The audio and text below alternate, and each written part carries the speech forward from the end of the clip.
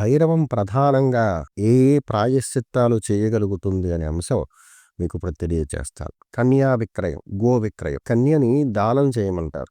యోగ్యుడైనటువంటి పురుషుడికి విష్ణు స్వరూపంగా భావించి అతన్ని, కన్యని లక్ష్మీ స్వరూపంగా భావించి కన్యని దానం చేయమంటారు. అలా కాకుండా కన్యని విక్రయించే వాళ్ళు కొందరు ఉంటారు. అంటే ఎదురు కట్నాలు తీసుకోను, అమ్మాయిని విక్రయించడం, ఇటువంటివి కన్యా విక్రయాలు చేస్తే దానివల్ల ఈ బ్రహ్మహత్య పాతకాలు అని బహువచనం ఉంది కదా, అందులో ఇవి కూడా వస్తాయి అన్నమాట.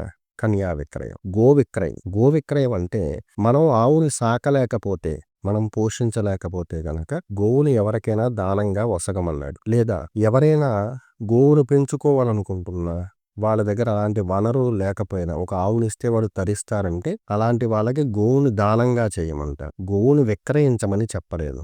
అయితే ఆవుకు ఓపిక ఉన్నప్పుడు దాన్ని ఇంకొకళ్ళు ఎవరో కొనుగోలు చేసి దాన్ని చక్కగా పోషించుకునేవారైతే కనుక ఈ విక్రయం అనే శబ్దం దాంట్లోకి రాదు. అంటే ఆవు యుక్త వయసులో ఉండి పాలిస్తూ ఉంది, వీడి దగ్గర కాకుండా ఇంకొకటి దగ్గరికి వెళ్ళి అది పాలిస్తుంది, వాడు పోషించుకుంటాడు. ఎప్పుడైతే పాలు ఇవ్వడం మానేస్తుందో తర్వాత దాన్ని విక్రయిస్తూ ఉంటారు కొందరు. అది తర్వాత మృత్యుబాధకు గురవుతుంది. అలా విక్రయించడం గోహత్యా పాతకం. అది కూడా బ్రహ్మహత్యా పాతకాల్లో ఒకటనమాట. అందుకని కన్యని విక్రయించడం గాని, వయసు పూర్తయిపోతున్న ఆవుని విక్రయించడం గాని, అంతవరకు అది ఇచ్చేటువంటి పాలు మనం అనుభవించేసి దాన్ని కొంతకాలం పాటు పోషించి దానికి ఓపిక లేని సమయంలో దాన్ని కటిక వాళ్ళకి అమ్మేయడం అనేది గోవిక్రయం అనే పదానికి సరైన అర్థం అన్నమాట.